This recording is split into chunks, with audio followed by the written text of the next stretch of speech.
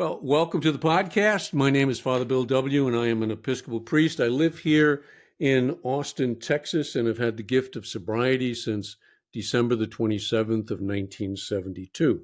And for that, I am very, very grateful. Purpose of these podcasts, as most of you know, is to go deeper into the history, the spirituality, and the psychology that lay behind the 12-step program.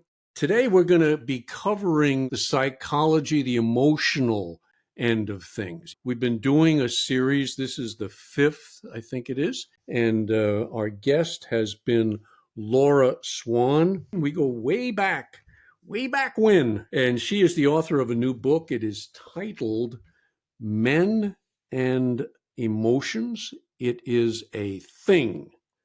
And I put a link to that in the show notes. So if you'd like to get a copy, go ahead and find it there. Laura has her master's degree in education and is a licensed chemical dependency counselor, teaches at several colleges and universities here in the Austin area, and maintains a private practice in Georgetown, Texas. One other thing, she was very instrumental in the early development of collegiate recovery programs, innovative way. How do you help people who are in recovery when they find themselves in the environment of the university, where some people are known to drink and drug and all sorts of things going on? How do you stay sober in that environment? That's the idea behind that, and it's really taken off. And congratulations on the early pioneering work that you did there. So over the last several episodes, Laura, you helped us explore the first half of your book, which is kind of understanding men's emotions and even more importantly, some strategies for engaging with them and helping navigate them as we go forward. But the second half of your book contains stories of men sharing their struggles with emotions and finding new life and new freedom as a result of that. So why did you include this in your book? Why'd you think that piece was so important? Yeah, I felt like in explaining this and talking about emotions that it would be essential for people to hear from other men. In my practice and my experience, I have seen that as the most powerful. That's where change happens, is when you're in the room with a lot of other people and you're hearing other people tell their stories and share, it allows you to be seen. So I felt like this, including the stories, that anybody who picked up the book could really relate to those way better than they would relate to just an instructional guide. Right. Yeah, it brings it to life. I mean, any of the 12-step books, Big Book, NACE, they always include stories because that's how it does come to life. So, yeah, we learn from one another. Yeah. How'd you find the men you included in the book, including me? How'd you? Yeah. Father Bill wrote for the book as well. His story's in there. And each of our guests today have a segment in the book. And all four of these stories are very impactful, very powerful, and it is why I asked the other three gentlemen to join us today. So I've been doing this a long time, and just over the years, all the men that I have worked with, I just sent out an email and I had an invitation and asked the men if they would be interested, told them what the project was and what I was going to be doing, and if they'd be interested in sharing a little snippet for the book. Great. You got a good response? I did get a good response. Yeah. Nice, got a way more than I thought. I was hoping for about 10. Right. Yeah. Oh, an opportunity to talk about ourselves? True. Got to jump at that. That's true. We've got two audiences. One of people who are listening via the podcast mode. If you're in traffic in Los Angeles, you're not getting the video. But if you are on YouTube listening and or watching this, you'll see that we do have some guests with us. It's the first time I'm kind of venturing out in this medium, so it's good to have the guys with us, and we're going to see if we can't make this work. And welcome, guys. And I really appreciate your being here, your willingness to share your stories. with us. And Wiley, I wonder if you might go first. The format I'm kind of using is one that may be familiar to most of us. What it was like, particularly with your emotional life, what happened, and then what it's like now. Thank you for having me, Bill. And it's great to see Laura. I'm Wiley. I'm a recovered alcoholic addict. I have to say, I've gotten to do a lot of really big things in recovery, academically, work-wise, athletically. I've never felt imposter syndrome as bad as when Laura asked me to talk about emotional sobriety. I don't feel qualified, but I'm qualified in my experience, which I'm hoping to talk a little bit about today with y'all. From the beginning, to give a little context, I grew up in relatively about as good of an emotional situation as you could. Tons of love, support. Both my parents were very present in my life. So there's nothing in my past that screams emotional inebriety later on. But for whatever reason, in my teenage years, I experienced kind of like a panicky OCD disorder. And it manifested kind of in an extreme dissociation. And I don't know why that happened. It just happened. And what I found at that age was alcohol and drugs really fixed that. There is no panic in those states. And of course, we all know how that works. I entered into a deep, dark addiction lasting 3 to 5 years. And finally, I got sober on May 15th, 2009 in the Hill Country. I was 21 years old. I ended up in Austin and kind of took off in sobriety from there. That's where I met Laura at the Center for Students in Recovery at Austin. And my life just exploded in goodness. I mean, my sobriety was first and foremost to me. I made incredible relationships. My career took off. I got married, fell in love. And then most importantly, I really began to feel comfortable in my own skin. And so I was in love with sobriety and 12-step recovery and all of that. And that lasted for about 10 years. And I was in Denver, where I'm at now, at work, sitting with a manager. And just all of a sudden, I felt like I was looking at him from behind, from a far distance. And kind of that panicky depersonalization feeling was back. I left his office, and I'll never forget my bike ride home, the voice in my head saying, "You messed up somehow. You messed up and you have to fix this. Maybe you haven't been going to enough meetings or practicing your 10th step good enough. You have to fix this." So that's what I did. I expended incredible amounts of energy trying to fix how I felt. It felt dangerous to me to have those feelings that I had when I was a teenager. And so there was a ton of tense effort to fix how I felt for several years, really. And I learned a ton of good skills, meditation, therapy, different modalities. But the root of it was still a no. No, I cannot feel this feeling. And so I'm going to fix it with whatever tools they give me. And so in that sense, emotional unsobriety parallels drug addiction for me. It's the same insanity of I'm going to do whatever I can to fix how I feel.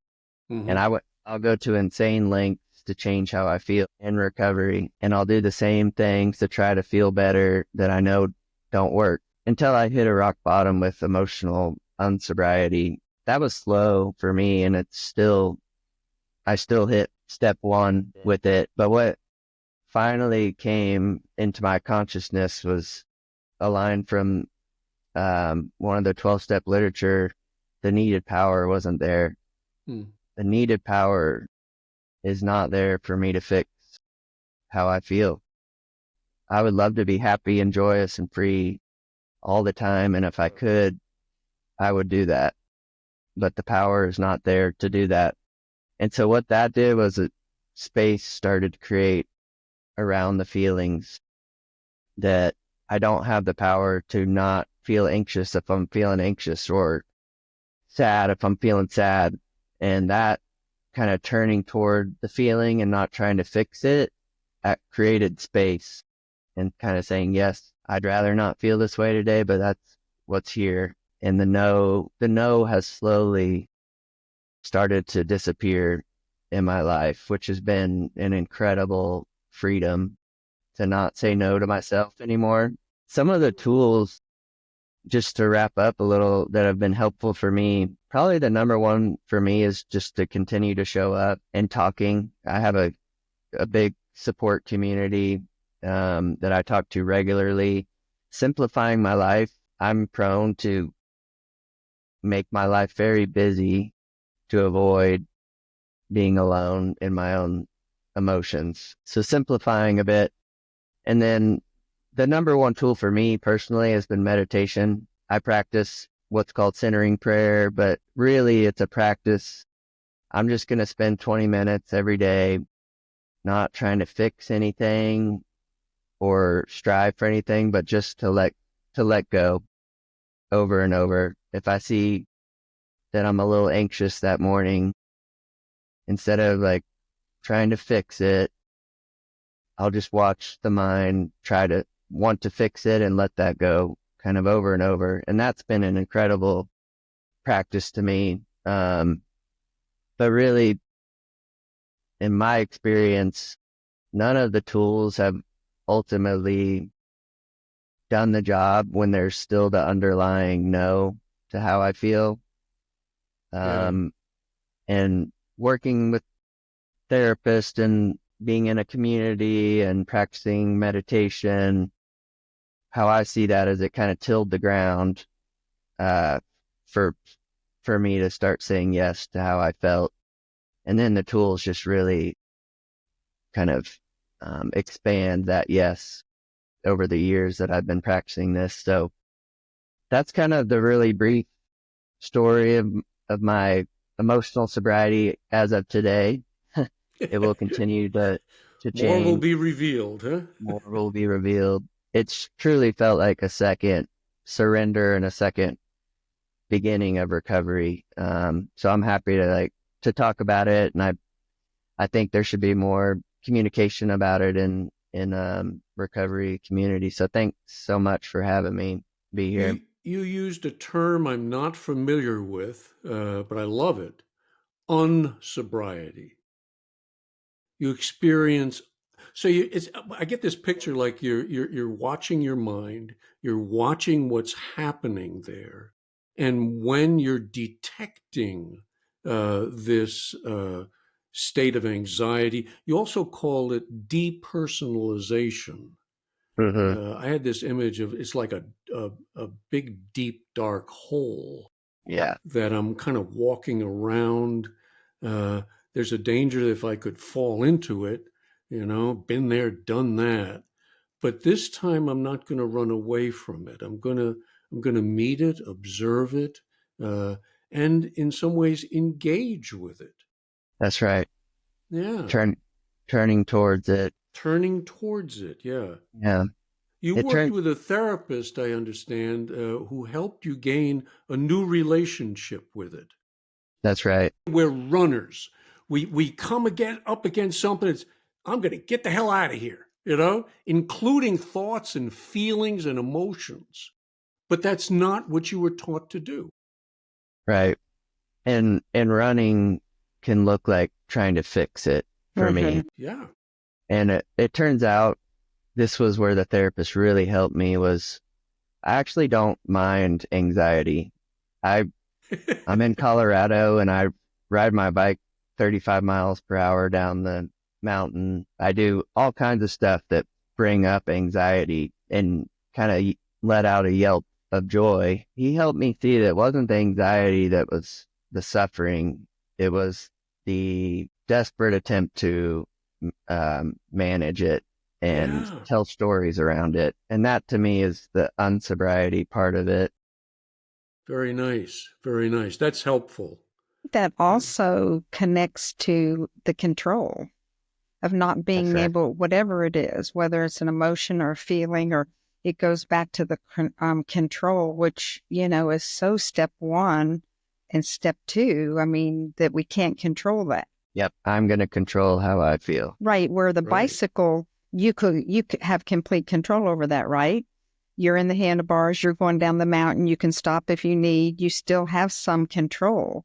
But when we have these overwhelming emotions, sometimes it's hard to, and we don't necessarily want them, it's hard to control those. Before we move on, Wiley, you also say in your story in the book that you're getting in touch with your emotions and feelings have put you in a position where you're able to be of real help to other people, other men in particular, right? Yeah, I think there's a big secret in 12-step recovery that a lot of men and women are facing emotional unsobriety, and it's not typically talked about Right. in those communities. In fact, in some, it's seen as like my program isn't doing well. I'm not doing good with my program. That's a fallacy that I believe now. Being more open myself has led to a lot of people saying, yeah, I feel great in my recovery from alcoholism. I don't feel great in my recovery from depression, anxiety, whatever it is. It's like I'm riding those, Mm-hmm. and today I'm down. Today I'm down here. And that's okay, but I'm here and I'm talking about it. Yeah, I'm not running today. exactly. Yeah. That's where the freedom starts, I think. Getting honest. Getting honest. Nice. I'm going to start telling people, hey, I'm unsober today. Yeah, They say, well, we've known that for months and years. right. Glad you're getting the picture. So, thank you, Wiley. Lee, what is your story? Tell us how you wound up with us today. Yeah, hey there, Bill. Well, thanks for having me. And Laura, Laura's a big part of my heart. And when she asked me Good. to have the honor of being on with you, I was really excited to be here. Thanks, Wiley. Hearing your story is really inspirational. My introduction is going to be a little different. I am when I was hearing everything, I'm thinking I'm this evolved ape trying to figure out what I'm doing on this planet. And that's the start of my story. So I'll start by saying my mom died when I was 17 years old. I was a senior in high school. Up until then, I was just a normal kid, partied a little bit in high school and, nothing too crazy. But my mom was my rock. She was my everything. She did everything for me and she was amazing. And my dad was a working dad, ran a business and that was what it was. I'll tell you, this was a seminal moment in my emotional intelligence and or lack thereof, or a traumatic moment for me, which was at my mother's funeral. We were sitting at the back, me and my two sisters, and my dad looked at all of us and he said, all right, now it's time to be tough. I want you to not cry right now. You need to be tough for everybody else in there. And, he's a 1950s dad. He's very stoic. He had his own experience in life, but that was such a moment for me. I'm like, oh, okay, that's how I'm supposed to live my life. I'm supposed to push down my emotions. I'm not supposed to feel how I'm feeling. I'm like 17 years old. All I want to do is cry because my mom's gone, Yeah. Of course, then we walked in and I go and sit down and I just start bawling, crying. So then I have shame about not doing what he asked me to do, But that kind of set me on a trajectory, and I'll say going through life and trying to figure out life after that and trying to grow into an adult through my 20s and, into my 30s. I got married and had 2 kids.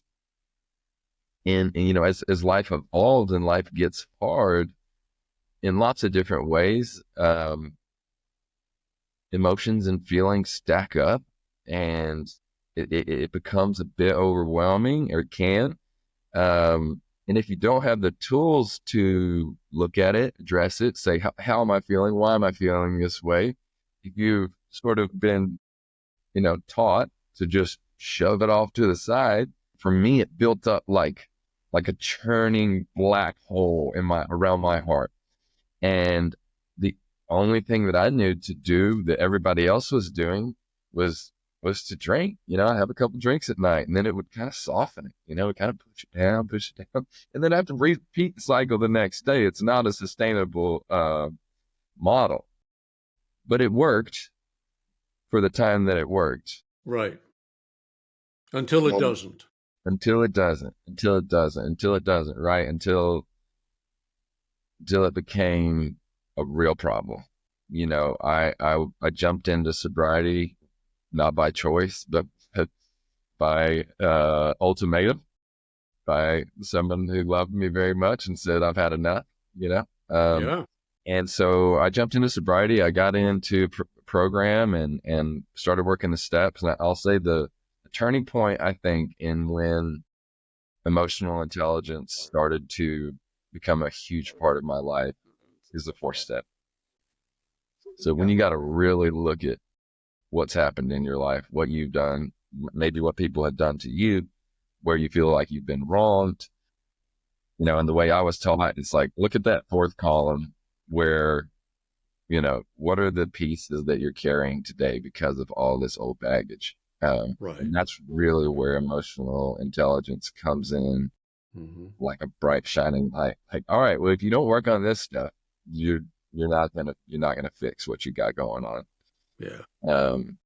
And so, that was my experience, and that propelled me into sobriety. I've been sober since 2018, and I'm so grateful for every moment that my arm was twisted to go through that process, because it was trial by fire. It forged me into the man that I am today, which, I hope to say that I'm, more emotionally intelligent than I've ever been in my life.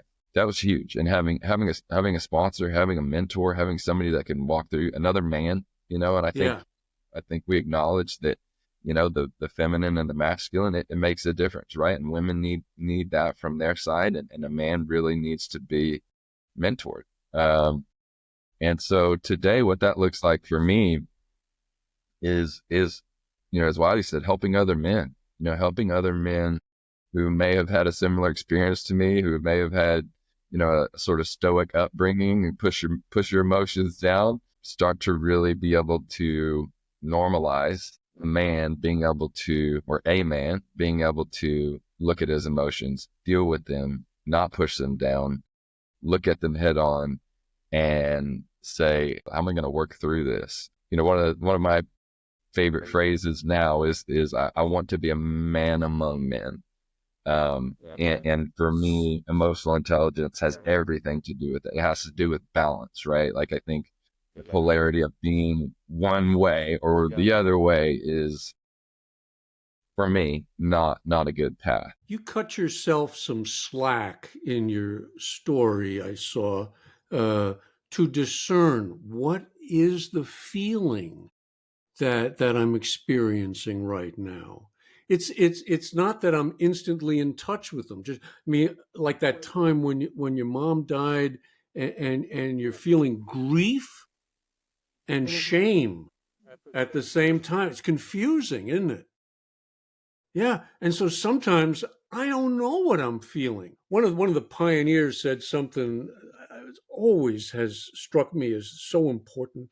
He said, if I don't watch myself, I don't know what the hell to pray for. So I got to watch first. Step 10 is taking my inventory. And that's not just a little checklist. If you're just doing a checklist, you're missing something here. Am I making sense that it takes some time to, what's going on down there? I'm walking around this hole. I see it. I'm not even sure but I'm not going to run. This time I'm not going to run. Help me see what it is I'm feeling. What is it I'm experiencing?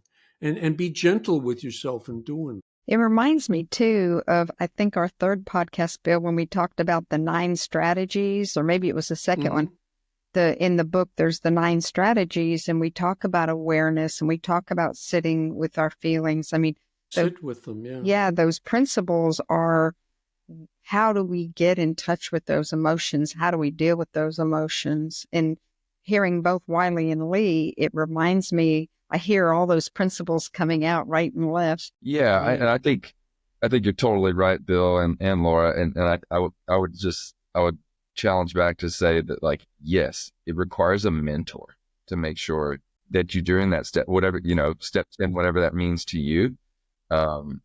Picking up the phone or whatever, right? Like, man, I'm feeling weird, like something's going on, or I'm feeling a certain way, and having another man help you walk through that. And then for me, the other integral part is, yes, it's fantastic to look at it and go, oh, okay, I've identified it. This is what I'm looking at. This is what I'm dealing with. But it's like faith without works is dead. If you're not going to put action behind that, it's kind of, not as effective. So, my sponsor, who I've been with for the whole time, his biggest thing, which is a big thing in the recovery program, is you're the next right thing. It's like, okay, here's the challenge. What you're dealing with this. Okay, great. We've identified it. I'll go do the next right thing. So name the feeling, and then what maybe the next course of action might be. Hey, is that it? There, before we move on, there was a phrase you used in your story that I just loved. You say this, and this is a quote. Okay, suppressing emotion equals death to the soul. Death to the soul. Can you say a little bit more about that? Yeah, I think as we're on this journey of life on this planet and figuring out what we're doing here and what our purpose is. If you're really not looking at that, I think it can lead to a life where you just kind of numb out, whether it's through addiction and alcoholism or, watching Netflix, people that might just coast through life. I want to live life to its fullest. Every day I want to take the orange of life and squeeze every juice I can out of it. And if I'm not doing the work to address my emotions and how I am and my inclination to want to push that away, then it's a death of the soul for me. And this is a soul journey in my experience. Mm-hmm. I want it to be as alive as it can be. And the only way I can do that is to address these things head on so that I can live fully and not encounter or have a death of my soul, which is a tragedy to me. Yeah, I mean, the saddest thing is if people in a 12-step recovery program see their recovery as not drinking, not sexing, not eating, overeating. And if they just stay tuned in to the chemical or the behavior, they're going to miss it. It's not an adventure. It's an adventure for you, isn't it? Yeah, absolutely. Every day. I want to wake up and get the most out of it. Life is an adventure, and it should be. And in the book, it says, we're not a glum lot. We absolutely insist on being happy. That's right. That's right. And it's so important. One of the things I'm most grateful for is I had a sponsor in the very early days who explained unmanageability in a way that was very different from the way I usually hear it in 12-step fellowships. It's that, usually my life became unmanageable because of this, that, and the other thing. And that was 30 years ago or 10 years ago. And now everything's either great or miserable. But it has nothing to do with that. It has to do with a life that's self-centered and not connected to God, to other people, to my true self. But so if my ego is the one who's managing this and it is unmanageable, that's where I'm going to run into trouble. But if I can learn that it's a flow, it's about connection, It's about doing the stuff you guys are talking about doing, you know, that then it becomes an adventure. And I'm convinced, recovery is the hero's journey, particularly for men. Yep. It's the hero's journey, you know? You're either going to run or you're going to stay and see it through. Yeah, I completely agree. And I resonate with the hero's journey big time. And, biggest thing I would say is like, you have to slay the dragon. You have to slay that dragon. It must be played. That is a huge seminal part of that. And I think, everything that we're talking about right now is like how to slay the dragon and then move forward and make your way back home. That's it. Homer had it right. Not the Simpsons guy, the Greek fella. Nice share there, Lee. Juan, you're going to bring us home. You're our resident tough guy from your story, huh? You started out, I don't know about this feeling crap, huh? Right, exactly. One of the things you asked in the beginning was, how did we get here? And I think I was about 4 years sober. My sobriety date is August the 25th of 2002. So I was sober about 4 years or something like that when my sponsor recommended that I go see a therapist, a counselor, and he recommended me to Laura. And I always tell Laura this. I showed up to her office telling her, hey, I don't have a problem, Laura. I just want to know what you guys do as a counselor, because one day I may want to be a counselor myself. So, 30 minutes later, I'm crying there because, I didn't know how to ask for help. Right. I didn't know. One of the things I defended myself very well or justified myself is I told her I work the steps twice a year. I had the same sponsor. I do a nightly, and I would tell her all the things I was doing to avoid somebody exposed or my fear of being exposed that I'm not feeling or I'm not here, right? And that's how I protected myself. I think one of the things that I love about this journey now is identifying the feelings. You guys, talked about it. I didn't know. I knew what self-centeredness and most of the feelings or characteristics in the book. I love the book, right? The book saved my life. But I didn't know that the word shame, I didn't know blame, I didn't know guilt, how they interacted in my sobriety, right? I didn't know how they played a part and how they hid in there. That this uncovering. So in other words, I'm going to give you an experience. So if I was mad, right, I was told to write a 4-step about it, and I would uncover the characteristic behind it, right? But I don't think I had dug deep enough to realize the root, right? And to a place where I uncovered some things that I was never exposed to, right? I remember crying in one of the sessions or workshops Laura had, and I just started bawling, crying about where I was at. And I reached this place, Bill, where I didn't know what to do next. I cried for about 4 minutes. Everybody's staring at me at this workshop, but I'm like, okay, it's out. What do I do next? And I say that because once I've uncovered or felt these feelings and labeled them and named them, I didn't know what to do next. In other words, I don't want to run anymore. What do I do now? Yes, I have to face that fear. Yes, I have to face that shame and uncover it. But how do I go back and interact life, right? And I'm grateful that great sponsorship, a group of my community, great, the network I built myself around. I used to tell myself, and I say this, I'm emotionally retarded. I'm not emotionally intelligent. That's where I come from, but I use that to stay sick, right? So I've learned to look up definitions. I've learned to look up uh, what the feeling is. And I would call my sponsor or somebody, hey man, I'm feeling this thing again.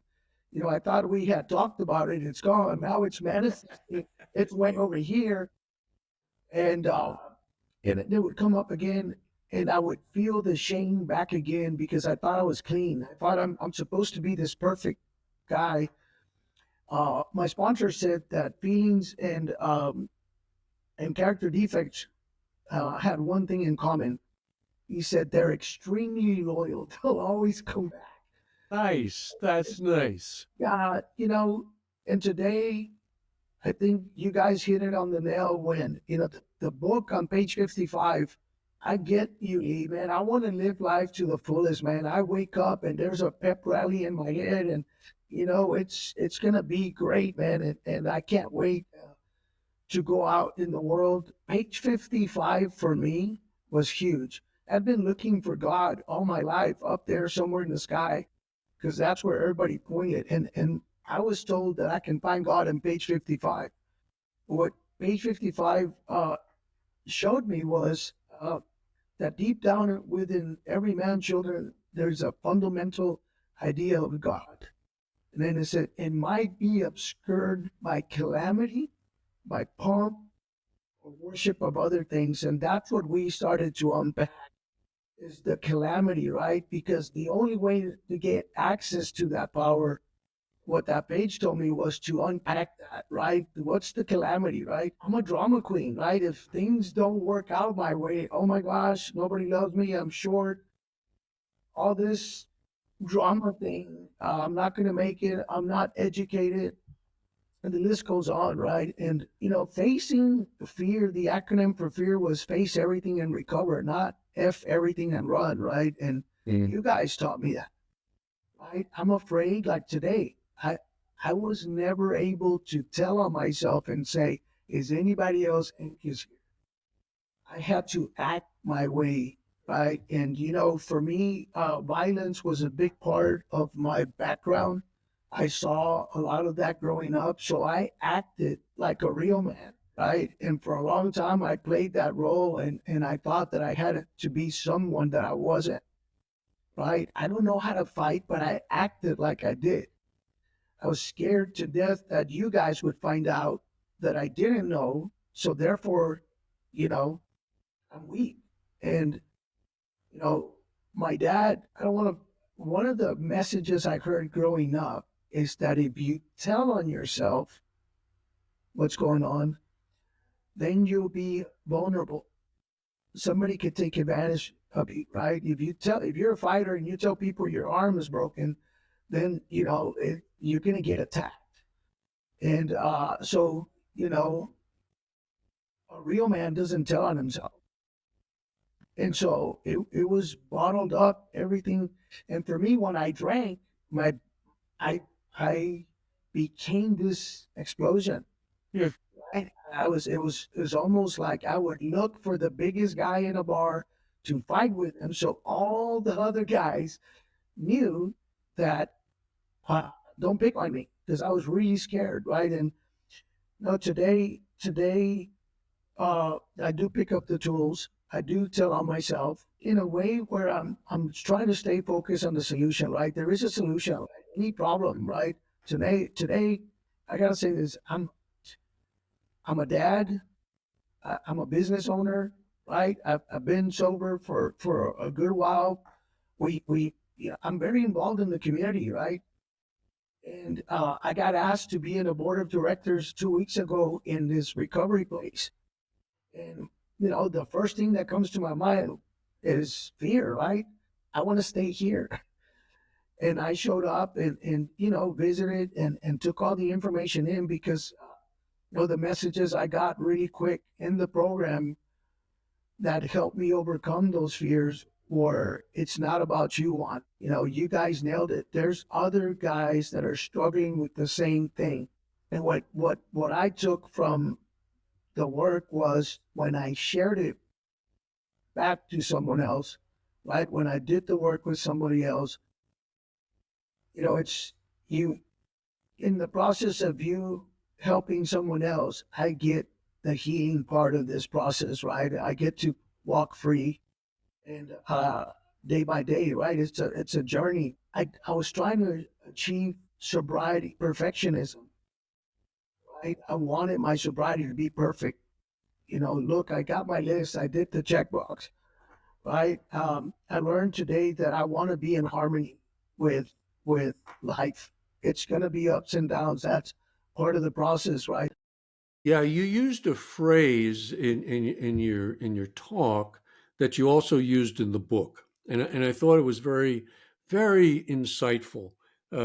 Telling on yourself, and what you preface that with is, I got two contradictory things going on inside me. I want to tell the truth. I want you to know what's happening inside me, and I don't want you to know what's happening inside me. And I'm used to living a lie. And so in telling on yourself, it's opening both of those, as what telling somebody, this is what's happening with me, and I got this going on, and I got that going on. We just want it to be one or the other, and oftentimes it's not. It's both end. But if I get honest with that, somebody else, the fellow who's hearing it, says, well, I got that going on inside of me too. There's this inner turmoil, this inner conflict, this false self that has been running my life for years.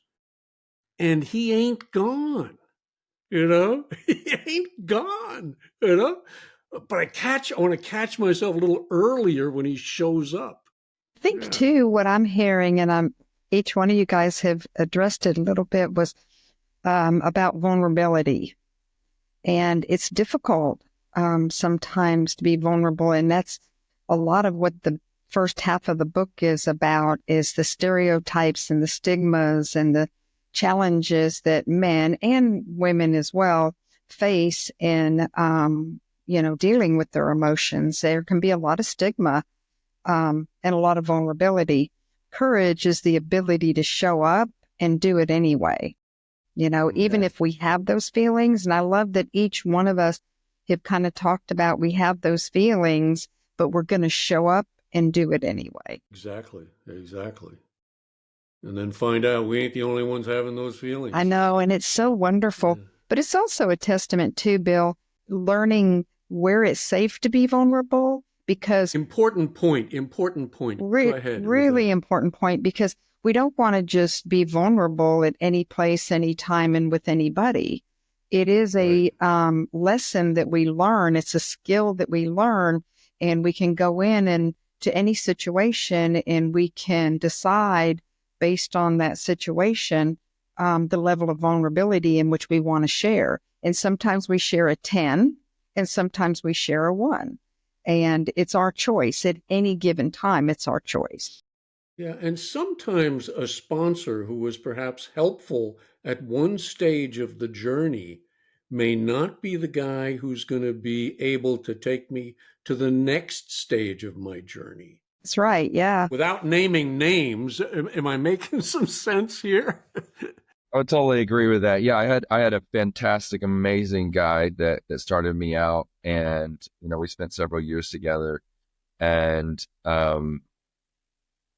it's interesting, right? As you grow in emotional sobriety or just emotional growth, I found there was another man who was going to take me on the next path. And I think that's kind of a part of the hero's journey that you're talking about, right? Like, that's right. You can't go this path alone. And there's not, like, I'm a big Lord of the Rings fan, like Gandalf eventually had to go away, right? Like, and then you have to find other mentors and other people that are going to continue to guide you on that path. Right. And I had a sponsor said, you should make it your goal to outgrow me. Huh? And that was a wise man. Not that I'm here to be the fountain of all knowledge and wisdom. If you go looking outside of me, I mean, people do that. We know that, They do. And then you have to have a fight with them to. It was a thing called Inner Gold, a book by Robert Johnson. I don't know if any of you fellows have read it, but it's like we're not able to carry the gold inside of us, the brilliance of who we are, the wonderfulness of who we are. And so somebody else has to carry that for us for a while. And then Johnson says, but there comes a time when that individual needs to give me my gold back. Now you can carry it, and there are some people, therapists, counselors, who will not give you your gold back. Yeah. And you got to take it. Yeah. You got to take it. But you got to find it within ourselves, not in somebody else. We deify our therapists, we deify our sponsors, we even deify AA. And I'm kind of and the church and all that stuff. It's in you, and you got to find it within you. Couldn't agree more. Yeah, that's the journey. And anybody who's really been on it knows that that's true, even if they're in the church or in the program, or they're gonna say, yeah, that's it. All the things you mentioned is like ego, right? Like everybody has an ego that they want to kind of hold on to and say, oh, I did this, or I accomplished this, or I'm helping this person in this certain way. Right. Now you have to have an ego. Be very careful. If you don't have an ego, you're psychotic. So egos are helpful things, but if they try to take on more than they should, which is what happens, it's an inflation, Jung called it. It inflates, takes on more than it should. And it can either take on more saying I'm better, or it can actually inflate saying I'm nothing. I'm the worst piece of nothing that ever crawled on the face of the earth. That's egotism. That's ego. So you got to watch it. You got to watch it all the time. And that sucker doesn't stay still. It's either growing, expanding, or contract. And that's why I was so happy to hear you fellows say, I got to watch it. What is my present condition? Step 10 is so overlooked. It's emotional watchfulness. It's spiritual watchfulness. One of the things that I love is that I know all three of these men, and as they have journeyed through their life, they are not only helping other men and sharing this with other men, but they're passing it on. Like Lee and Juan both have children, and I know that they're passing that on. I've watched Juan with his children and Lee with his, and it's amazing the gift that they're giving them in terms of understanding, emotions, and not having all those stereotypes and stigmas connected to it. And if you do some generational work, you'll probably see the pain in the family got passed on. Sure. From one generation to the next, And somebody's got to make the decision. It stops with me.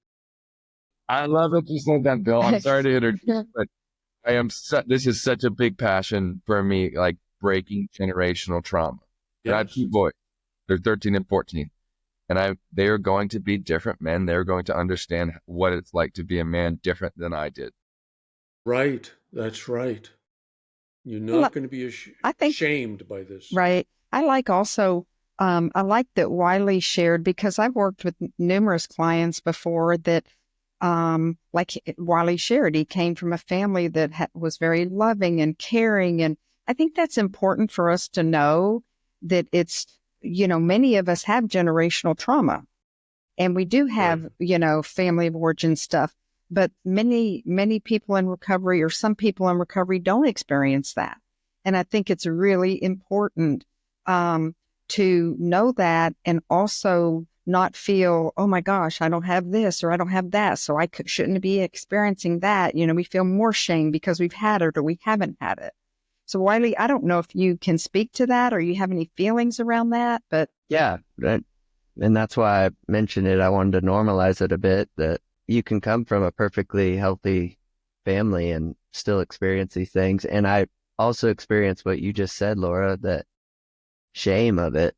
Like I don't have trauma, but I still feel kind of on edge or emotionally like a toddler. There's shame about that has to get worked through as well. And I think what I'm finding is the best anecdote to that is the courage to speak out and say, this is what my experience is. Right. And nobody can take that away from you. It's your experience. That's right. Yeah. And I love your authenticity in that, being your Yeah. authentic self, being your authentic self. Yeah. Well, very good. Well, this has been a marvelous adventure. It's like we're all on the came to a pause and shared what it's been like on the journey so far, and it's going to continue. It's going to continue. Advice to folks who are listening or watching and maybe a little bit scared of opening the door, going inside. What would you say to them? Because each of you took a risk somewhere along your recovery journey, and it paid huge dividends. So, what would you say? Who wants to start? I actually heard this in a 12-step meeting years ago. If you have a treasure map, you need two things. One, you have to believe the person that drew the treasure map knew what they were talking about. And two, that there's gold at the end. And it kind of goes into this hero's journey.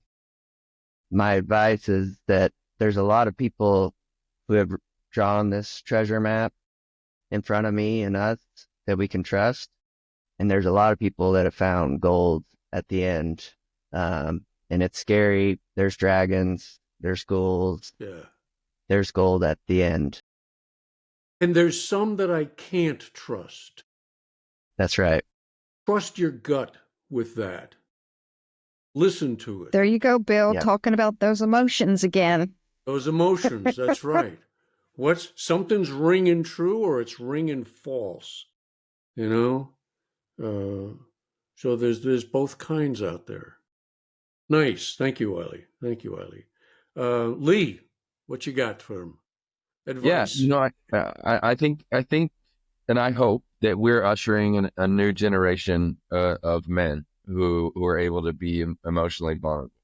And I think that, what I would say to anybody is, look at your life, look at what you've experienced, and try something new. Try being vulnerable. I think you'll be pleasantly surprised at how it will actually support your masculinity.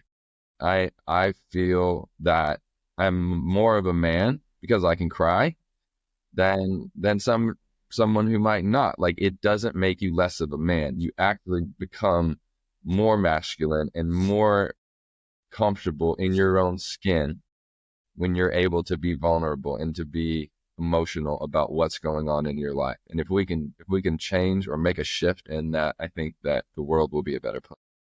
In tribal culture, some of you may be familiar with this, they had the rites of passage when you're a teenager, and the old men in the tribe would come and grab you out of the arms of the women in the tribe, and take you off into the woods and inflict some pain of some sort. They wouldn't kill you, that's not helpful. But they would inflict some pain and try to teach you that you're a man. And it's okay to cry. It's okay to feel these things, to become a man. Richard Rohr used to said something I really liked. He said, "I never trust a man who hasn't learned how to." Wow, yeah. I like that. I was just thinking that with ask for help. If you are hyper independent, it gets you a long way in life. But if when you need that help, ask for help. It's a we program. That's right. If anybody wants to reach out to me, they should. Yeah. Very nice. Very nice. Juan, bring us home. I didn't, like you guys said, I didn't know how to ask for help because I had all this negative stuff in my brain. But I heard in a meeting one time that really helped. This person said, "I'm not an evil person trying to do good. I'm a sick man trying to heal." And that really resonated with me because that what kept me from asking for help was that I thought I had done stuff that was unforgivable, right? And so it kept me out there. And coming here, my circumstances made me willing, but opening up to others, I understood that I was in a healing process. And I had to. Vulnerability was a part of it. Take the risk. Take the risk. It's worth There was a risk letting go of the drugs, the alcohol, the food, whatever it may be. There was a risk involved in that, and there are more risks along the journey. Yeah. Can I say one They go thing, hand Bill, in hand. before we You sign off? may. Yeah. You may. One thing, Laura. One that's thing. it. Thank you. Oh, that's two. Sorry. No. I am married. Been with a man for over 30 years who is a 6th generation Texan, and he is a pull your bootstraps up. And as we have journeyed our marriage and we've both learned how to be more emotionally intelligent and emotionally vulnerable, our marriage is so much better by having those skills and implementing them and doing it. And I so appreciate it. I did mention that in the book about him, that I so appreciate his journey with emotional sobriety because it has helped our marriage and helped our relationship. So I just want to say that for old man. Yeah. It's helpful for the marriage. Yeah, Relevant. make sure he listens to this this episode here. So I thank him. I thank him frequently for that. I want to thank everybody for your level of sharing. It was wonderful. First time I've ever tried having so many people on one show, and we survived it. We got through it. And that was great. So listen, if anybody wants to get in touch with Laura, I've put her email address in the show notes. And my guess is if you wanted to talk to one of the fellows who are on this program, she'd be happy to pass that on to them. So That'd be you guys great. okay with that? Yeah, Yeah. absolutely. That's great. Sounds good. Okay. Thank you guys for showing up. Thank you guys for listening. I hope it was helpful. Get back on that horse if you've, if you're falling off, and let's face the dragon together. So God bless. Keep coming back. Thank you. Thank you, guys. Appreciate you so much. Thank you. Bye-bye.